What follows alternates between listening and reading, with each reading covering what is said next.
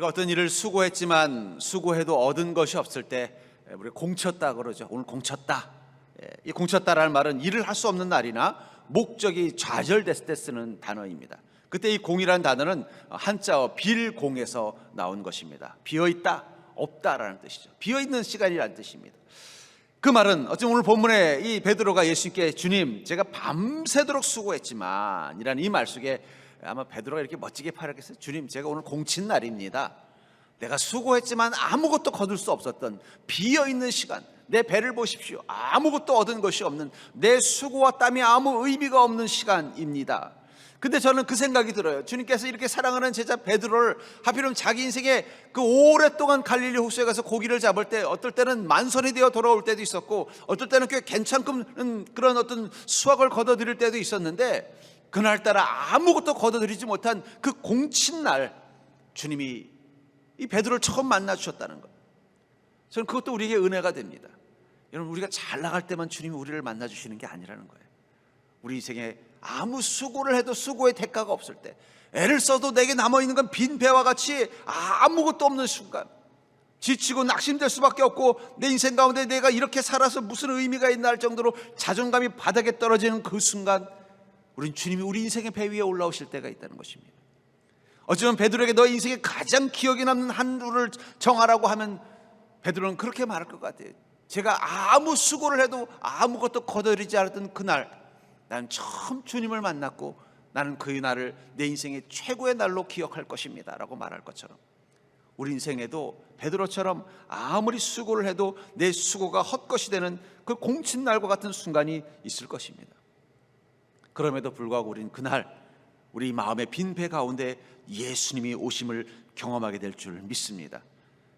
여러분들의 인생 가운데도 정말 내가 애를 썼더니 애를 쓴 것보다 더 많은 걸 거둘 때가 있고요, 또 아무리 애를 써도 아무것도 거두지 못할 때가 있어요. 제가 이렇게 가끔 그 TV에 보면은 그 어부들이 고기를 잡으러 가는 뭐 그런 종류의 그런 프로그램들이 있더라고요. 그래서 보면 이렇게 보면은요, 어부들이 막 목적하는 고기를 잡으려고 애를 써요. 근데 아무리 애를 써도 한 마리도 못 잡을 때가 있어요. 근데 그때 보면 어부들의 표정은 의외로 담담해요. 뭐 다음 내일 잘 잡으면 되죠. 왜냐하면 자기의 수고로 이게 결정되지 않는다는 걸 알고 있는 것입니다. 아무리 내가 애를 써도 빈 배로 돌아와야 될 때가 우리 인생 가운데 있다는 거예요. 근데 우리 그리스도는 애를 써도 빈 배로 돌아오는 그 한가운데도 누가 오심을 만난다는 것입니까? 예수님이 나를 만나러 오시는 최고의 시간을 경험할 수 있다는 게 얼마나 큰 은혜인가 하는 생각이 듭니다. 그렇다면 우리가 베드로처럼 내 수고가 헛된 순간 주님이 우리를 만나주시고 우리에게 주시는 은혜는 어떤 은혜일까요? 어쩌면 우리에게 정말 필요한 은혜, 내 인생의 가장 소중한 은혜는 내 수고가 헛된 빈배를 가지고 돌아오는 그 시간에 만나는 은혜가 아닐까 하는 생각이 들어요. 내가 수고한 만큼 거두고 내가 애쓴 것보다 더 많은 것을 거두는 인생의 주님의 은혜는 그렇게 의미가 없을 수도 있다는 거예요. 하지만 내 수고가 헛된 것처럼 느껴지는 그 순간 주님의 은혜가 내 마음의 빈배 가운데 채워진다면, 내 인생의 빈배 가운데 채워진다면 우리는 주님이 주시는 최고의 은혜를 경험할 수 있을 것입니다. 그렇다면 우리의 수고로도 채울 수 없는 우리 인생의 그 빈배와 같은 마음과 삶 가운데 주님의 은혜가 채워진다는 것은 어떤 특징이 있냐는 것입니다. 저는 오늘 이 베드로가 예수 그리스도를 통해서 그 비어있는 자신의 배 위에 주님의 은혜가 가득 채워졌던 이 사건을 통해서 여러분들의 인생 가운데서도 채우시려는 주님의 은혜가 무엇인지를 깨닫고 그것을 경험하는 인생이 될 수 있기를 주의 이름으로 축복합니다. 먼저 여러분들의 인생이 마치 공친 날과 같이 내가 수고했지만 수고를 제대로 거둬들이지 못한 그 빈배로 돌아오는 마음과 같은 시간이라면 그 지친 마음 가운데 먼저 주님을 태우는 자가 되기를 주의 이름으로 축원합니다. 그 순간 우리 마음 가운데 주님을 먼저 모셔서 주님이 내 인생의 빈 마음 가운데 오시도록 요청하는 믿음이 필요하다는 것입니다. 오늘 본문의 2절과 3절에 보면은 호숫가에 배 두 척이 있는 것을 보시니 어부들은 배에서 나와서 그물을 씻는지라 예수께서 한 배에 오르시니 그 배는 시몬의 배라 육지에서 조금 떼기를 청하시고 앉으사 배에서 무리를 가르치시더라. 예수님께서 갈릴리 호숫가 근처에서 복음을 전하고 있었는데 사람들이 하도 많이 밀리니까 이곳에서 어디 그들과 좀 떨어져서 말씀을 잘 전할 만한 곳을 찾다 보니까 이 호숫가에 배 두 척이 딱 있더라는 거예요. 그리고 제일 눈에 띄는 배가 바로 마침 시몬 베드로의 배였던 것입니다. 그리고는 베드로에게 요청하는 것입니다. 내가 이 배에 올라서 이 사람들에게 좀 복음을 전할 수 있도록 도와달라. 이 사람들이 하도 막 밀려와가지고 제대로 말을 못 전하겠다 했더니 베드로가 그 배에 태워서 조금 이 물가로 못 들어오게 약간 거리를 두고, 마치 저와 여러분들의 거리 정도 되는 거리 위에서 배를 세워놓고 주님께서 거기서 복음을 전하셨다는 거예요. 근데 저는 여기서 인상 깊은 걸 봅니다. 왜 그 호숫가에는 배가 두 척밖에 없었을까요? 분명히 이 호숫가에는 고기를 잡는 어부들이 많이 있었을 것입니다. 그들이 아마 밤새도록 고기를 잡으러 갔다가 다 돌아온 시간일 거예요. 근데 왜 이 두 척의 배만 남아 있었고 다른 배들은 없었을까요? 고기를 잡은 배들은요, 와서 뭘 할까요? 신선할 때 빨리 시장에 갖다 팔아야죠. 그리고 밤새도록 고기를 잡았으니 얼마나 허기지고 배가 고프겠습니까? 빨리 집에 가서 어떻게 해요? 밥 먹고 씻고 한숨 자야죠. 아마 고기를 잡은 그래도 그날 밤 나름대로 고기를 잘 잡은 그 어부들은 돌아오자마자 그 배를 이 땅 위에다 올려다 놓고 그물을 그냥 그대로 놔두고 그 고기를 가지고 빨리 시장 가서 그걸 팔고 나머지 돈을 가지고는 집에 가서는 빨리 씻고 밥 먹고 한숨 자고 깨어나서 와서 그물을 정리할 것입니다. 왜냐하면 밤새도록 수고했잖아요. 피곤하잖아요. 그런데 왜 하필이면 베드로의 배와 또 한 척의 배는 거기서 그물을 씻고 있었을까요? 그들도 배고프고 피곤할 텐데 집에 돌아갈 면목이 없는 거예요. 다른 배들은 나름대로 고기를 잡아가지고 고기 좀 잡았어? 이번엔 뭐 그래도 뭐 많이는 못 잡아도 뭐 오늘 좀 팔면은 그래도 좀 괜찮을 것 같은데 내가 최근 몇 주 중에 제일 많이 잡았어 하면서 막 그 사람들은 신나가지고 양쪽에 고기를 잔뜩 가지고 지금 막 시장 가서 팔고 또 집에 가서 좀 씻고 쉬려고 준비하고 있는데 자기는 시장에 갈 고기도 없고 집에 가자니 빈손으로 왔다고 말하기도 못하겠고 들어가지도 못하고 이러지도 못하니까 어떻게 한 거예요? 앉아서 그물이나 좀 씻자. 그건 충분히 자고 와서 해도 되는 일인데 결국은 그것은 무엇입니까? 자신의 그 초라함을 감추려고 하는 모습이라는 거예요. 우리도 때는 그럴 때가 있죠. 내가 수고를 했는데 제대로 거둬들이는 게 없는 거예요. 내 가족들에게 차마 면목이 없는 거예요. 사람들 앞에서 내가 이런 인생을 살고 있다는 걸 보여주기 싫은 거예요. 그러니까 아무도 없는 그 호숫가에 앉아서 굳이 꼭 지금 하지 않아도 않은 이 그물을 씻고 있는 이 베드로처럼 우리는 그 우리의 초라함을 감추려고 인생이 풀리지 않을 때 더 분주해질 수가 있다는 거예요. 불안하니까 더 뭐예요? 자꾸 마음이 초조해지고 분주해지는 거예요. 뭐라도 해야만 될 것처럼, 굳이 지금 그물 안 씻어도 되는데 막 씻어야만 되는 것처럼. 사실 그 근원은 뭐예요? 이 자신의 이 초라함을 감추고 싶어 한다는 거예요. 자기가 빈손으로 돌아왔다는 걸 보여주고 싶지 않은 거예요. 근데 여러분, 그럴 때일수록 우리의 마음을 좀 비우셔야 돼요. 내가 애쓰고 수고한 것들을 거두지 못할 때일수록 내 마음을 비우고 주님이 오시기를 기다리셔야 된다는 거예요. 주님이 내 인생의 마음의 배 위에 오르셔서 주님이 나와 함께 만나줄 수 있는 시간을 만드셔야 돼요.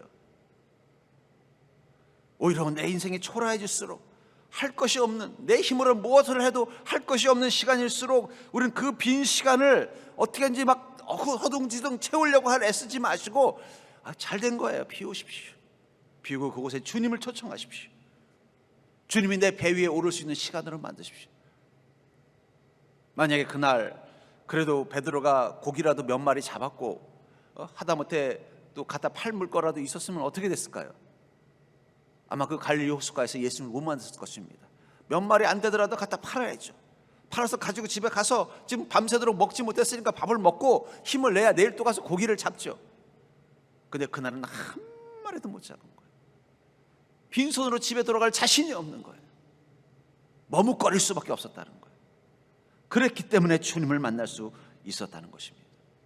시편 42편 5절에 보니까 내 영혼아 내가 어찌하여 낙심하며 어찌하여 내 속에서 불안해하는가. 너는 하나님께 소망을 두라. 그가 나타나 도우심으로 말미암아 내가 여전히 찬송하리로다. 우리 영혼에게 뭐라고 말하겠어? 너 이렇게 낙심하고 불안해하느냐?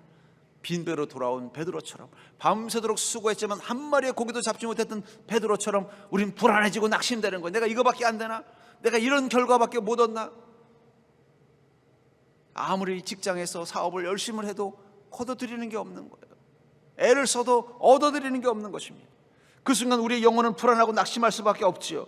근데 그런 영혼을 향해서 뭐라고 말할까? 너는 하나님께 소망을 둬라. 소망이라는 건 무엇입니까?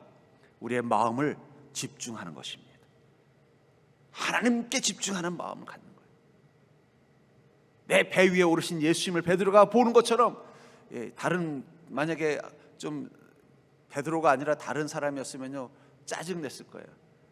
고기 한 마리 못 잡아 성질나 죽겠는데, 무슨 피곤해 죽겠는데 여기 온다고 그러셔. 그러면서 뭐 재수없게 막 이러면서 막 예수님을 저주했을지도 몰라요. 그러나 베드로는 어떻게 한 것입니까? 그러십시오.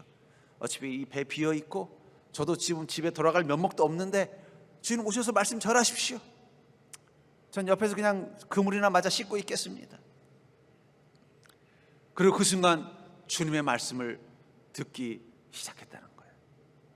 주님의 음성이 들리기 시작했다는 것입니다. 우리는 하나님께 소망을 두셔야 돼요. 내 영혼이 불안하고 낙심할 수밖에 없는 상황일수록, 내가 하는 일들이 잘 풀리지 않아서 초조하고 두려움이 생길수록 우리는 하나님에게 집중하는 믿음이 필요하다는 것입니다. 그 순간 그가 나타나 도우심으로 말미암아 주님께서 나타나신다는 거예요. 여러분, 우리 빈배와 같은 상황 두려워하지 않기를 주의 이름으로 축원합니다. 왜냐하면 그 빈배와 같은 우리 상황 가운데 주님이 반드시 나타나서 도우실 거라는 거예요. 비어있는 이 베드로의 배 위에 예수님이 올라오신 것처럼 도우실 거라는 거예요. 도우심으로 말미암아 내가 여전히 찬송하리로다. 그 도우심을 경험한다는 것입니다. 아마 그날 많은 배들이 전날 밤 고기 잡으러 갔을 것입니다. 그날은 날씨도 좋지 않고 고기들이 잘 잡히지 않는 날이었을 것입니다. 그냥 몇 마리 잡고 돌아와도, 뭐 한 버켓만 잡고 와도 그날은 성공한 날일 것입니다. 그래서 대부분의 배들은 다 그래도 한 버켓 정도는 건졌기 때문에 그거 가져가서 그날 식사값, 뭐 고기니까 뭐 배니까 뭐 요즘으로 치면 기름값 정도는 건졌을 것입니다. 하필이면 이 베드로의 배와 또 요한의 배, 이 두 개의 배만 고기 한 마리 잡지 못하고 빈손으로 돌아왔을 것입니다. 그러나 그 빈 배 위에 주님이 올라오시자 어떻게 됐어요?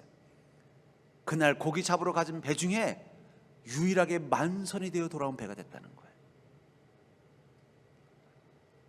여러분, 낙심하지 마십시오. 주님이 여러분들의 그 빈 배와 같은 삶 가운데 올라오시면 그 순간 여러분들의 상황은 바뀌는 것입니다. 빈 배가 아니라 가득 찬 배로 바뀌는 은혜를 누리게 되는 것을 믿으시기 바랍니다. 그것을 위해서 어떻게 돼요? 내 비어있는, 낙심되어 있는 내 마음과 삶 가운데 주님이 올라오실 수 있도록 주님께 집중하시면 돼요. 주님을 초청하는 믿음을 가지셔야 된다는 것입니다. 그런 의미에서 지금은 우리 영혼의 빈배를 채워야 할 시간인 것입니다. 지금 우리에게는 우리 영혼의 빈배를 채워야 할 시간이라는 것입니다. 본문 4절에 보니까 말씀을 마치시고 시몬에게 이르시되 깊은 데로 가서 그물을 내려 고기를 잡아라. 주님께서 말씀을 다 전하시고는 말씀을 다 마치셨어요. 그리고는 베드로에게 뭐라 하냐면, 야, 그물 다 씻었나? 그러면 그 그물을 들고 저 깊은 곳에 가서 그물을 던지라는 거예요. 언제 주님은 그 말씀을 마쳤을까요? 이 정도만 전하면 됐겠다. 예수님이 배고프실 때였을까요? 아니면 이제 목도 마르고 입도 아프실 때였을까요? 아닙니다. 옆에서 말없이 그물을 씻으면서 주님의 말씀을 들었던 베드로의 영혼 가운데 주님의 말씀이 채워졌을 때, 그때 아마 주님의 말씀을 더 이상 전하지 않으셨을 거예요. 여러분들 자동차 가지고 계신 분들은 기름 넣을 때 어떻게 합니까? 뭐 저는 감히 돈이 없어서 거의 만땅은 못 넣지만 만땅으로 넣을 때 되면 어떻게 돼요? 꽉 차면 자기가 알아서 딸깍 하고 꺼져요. 그건 뭐예요? 아, 내 저유통에 기름이 꽉 찼구나. 그걸 알 수 있는 것입니다.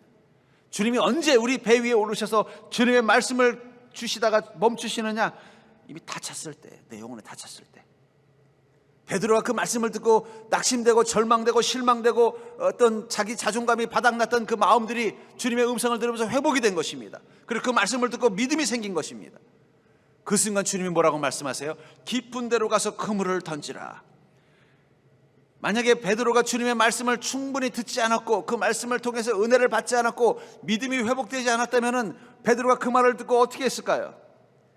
그 말을 한 사람은 어부가 아닙니다. 자기보다 더 이 갈릴리 호수를 잘 아는 어부가 아니라 목수 출신 예수님이에요. 목수가 어부에게 뭐라고 말하는 거예요? 밤새도록 공친 어부에게 다시 배를 끌고 가서 깊은 곳에 가서 그물 던지라고 하면 여러분들은 듣겠어요?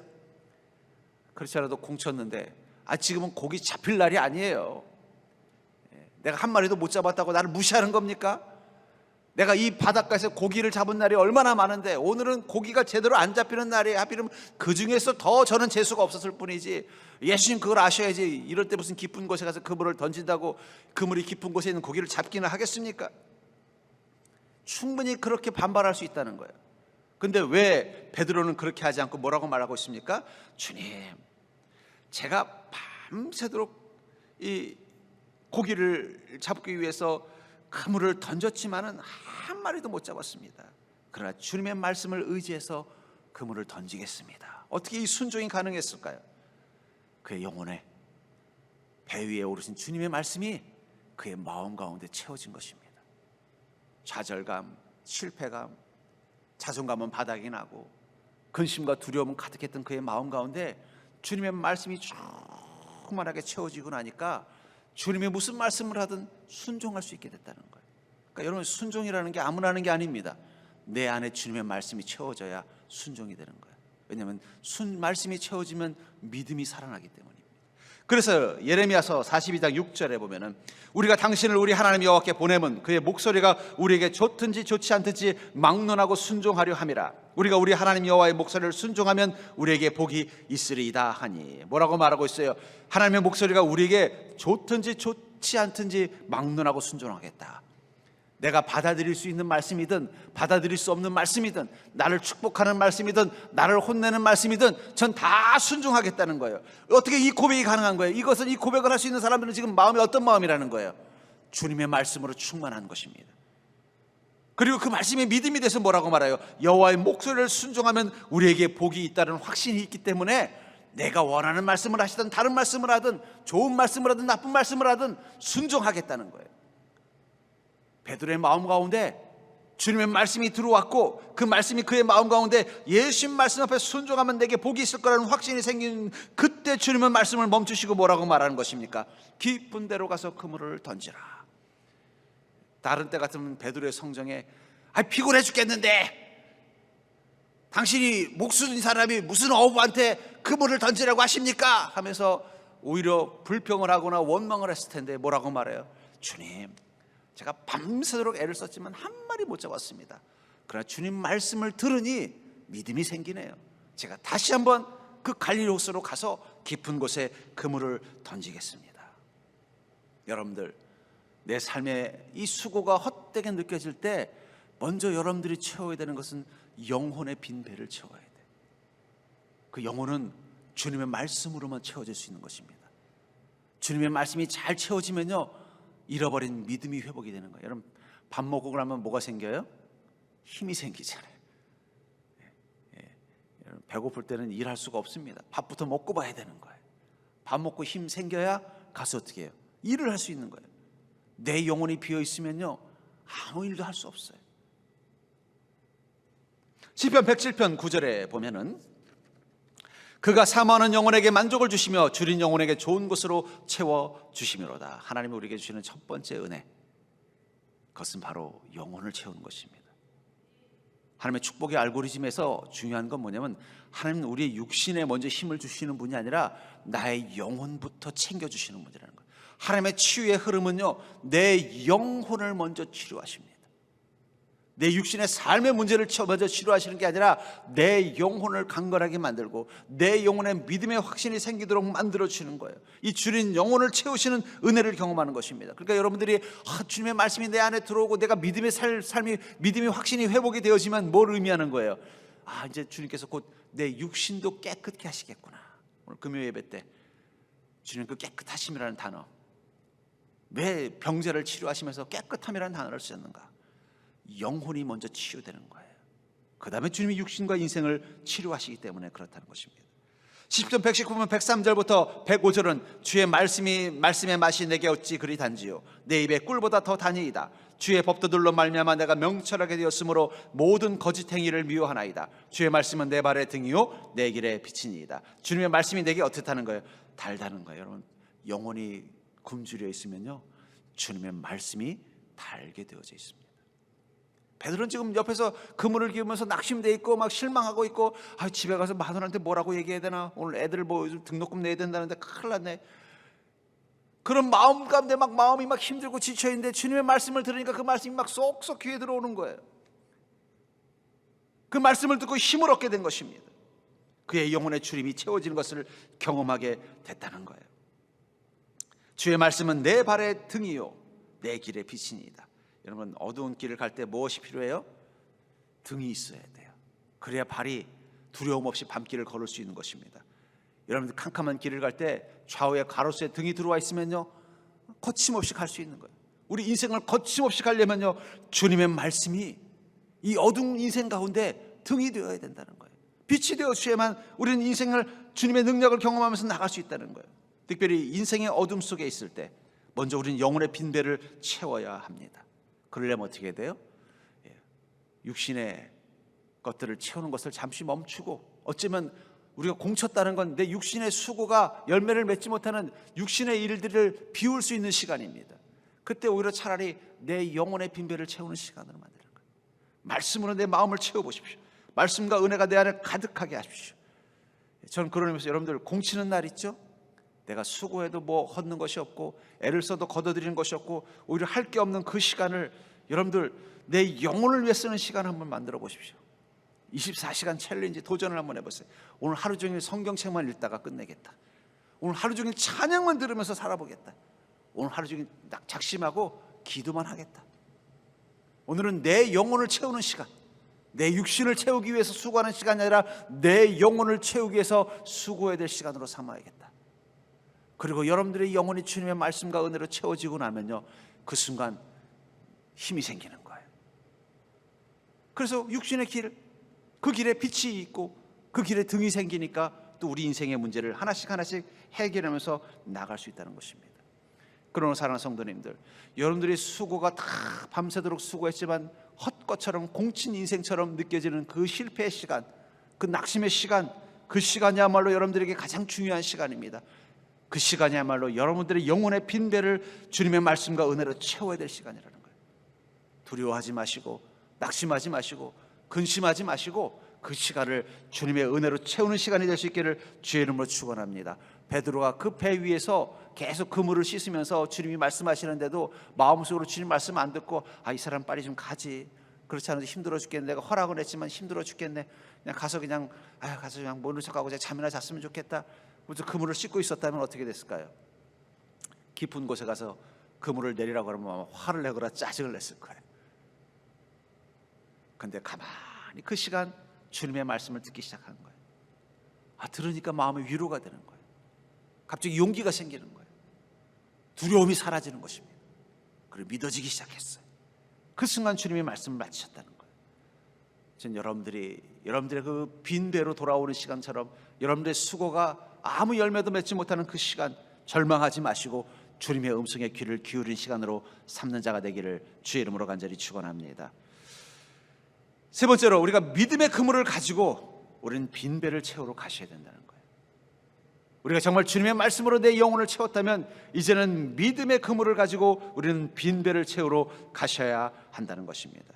본문 5절과 6절을 보면 시몬이 대답하여 이르되 선생님, 우리들이 밤이 새도록 수고하였을 때 잡은 것이 없지만은 말씀에 의지하여 내가 그물을 내리리이다 하고, 그렇게 하니 고기를 잡은 것이 힘이 많아 그물이 찢어지는지라. 뭐라고 말하고 있어요?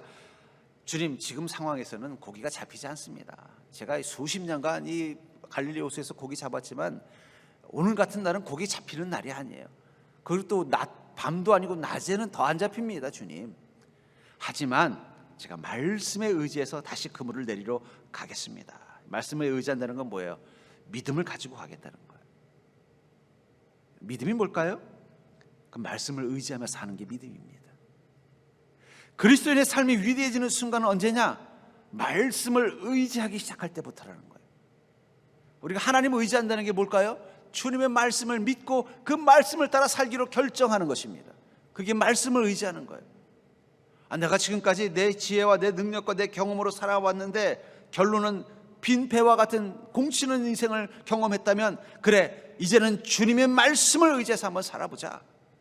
주님의 말씀을 믿고 한번 살아보자. 그 용기가 생긴다는 거예요. 그게 바로 말씀에 의지하여라는 거예요.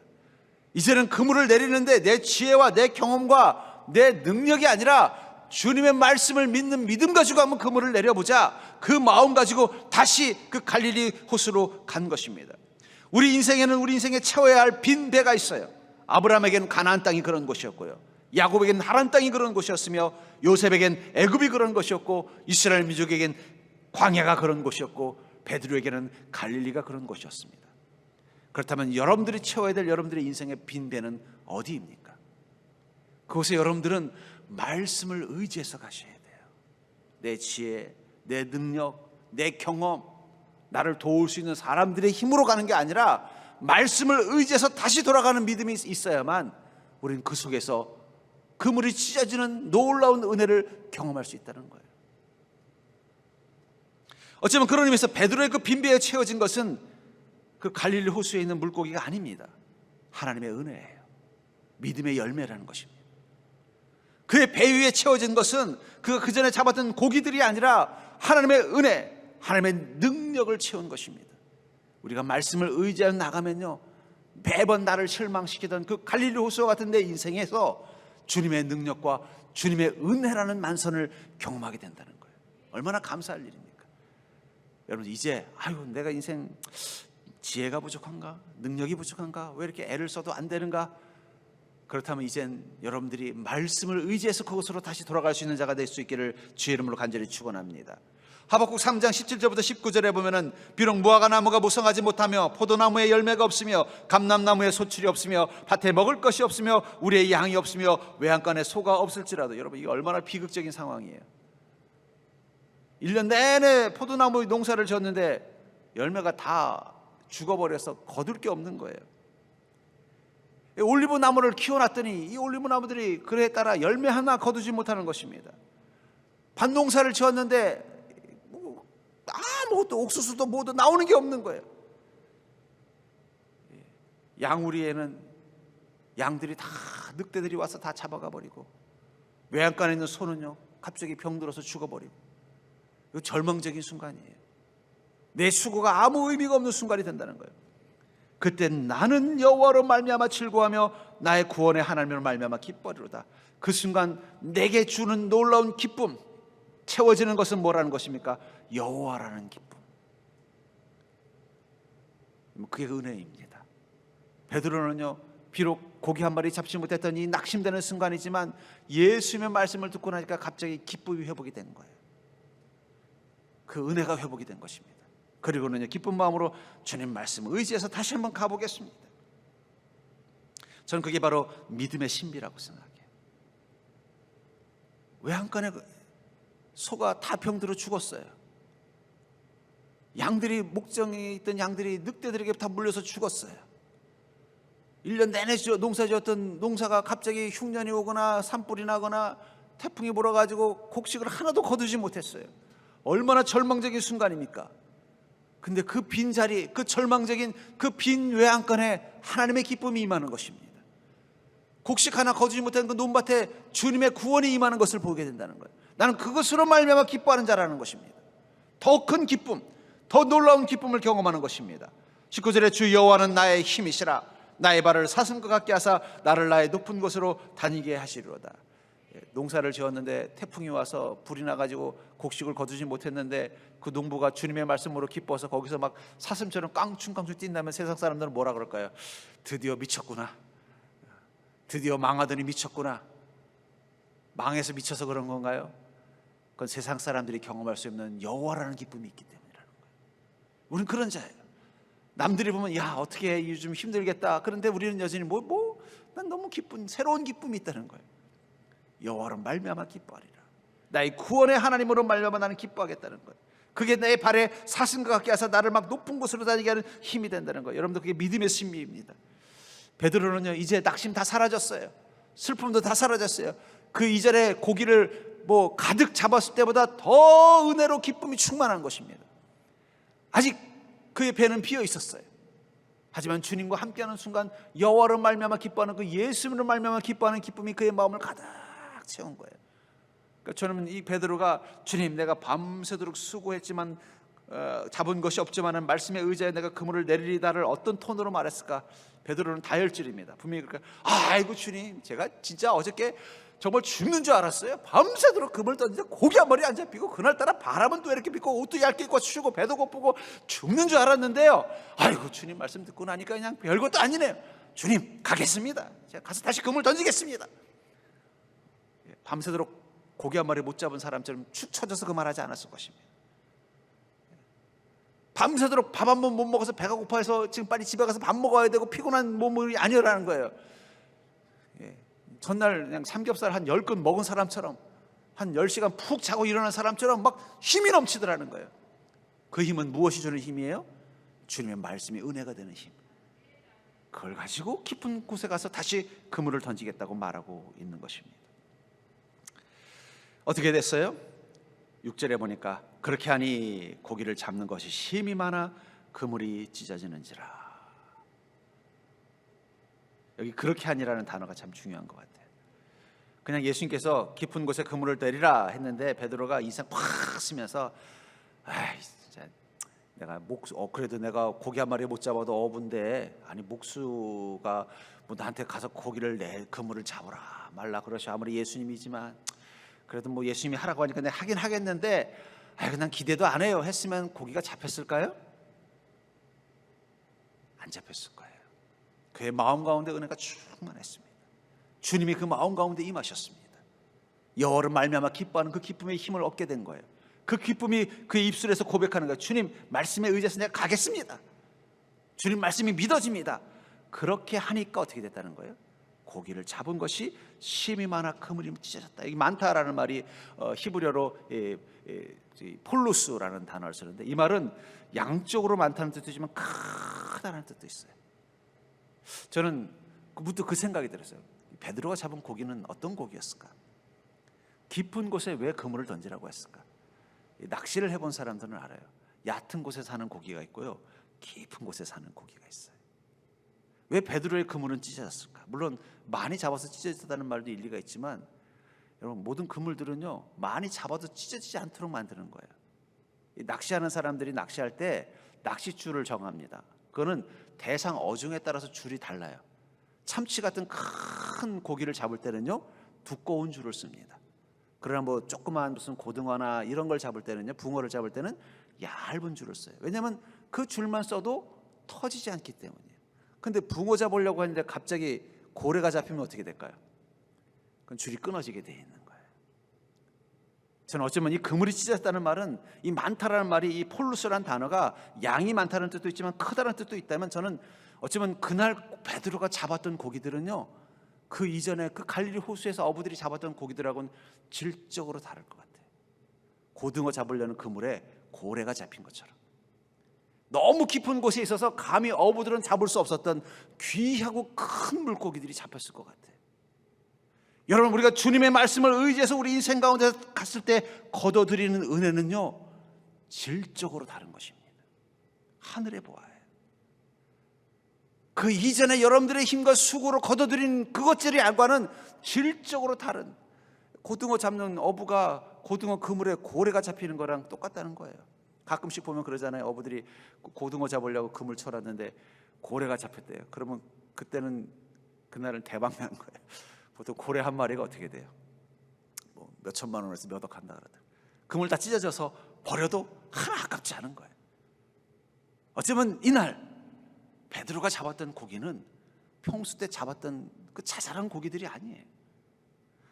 한 번 낚시로 어쩌다 한 마리 잡아도 귀한, 그래서 시장에 갖다 팔면은요 가격에 차이가 나는, 시가를 매길 수 없는 그런 고기가 잡혔대 하면은 부르는 게 값인 그런 고기를 잡았을지도 모르겠어요.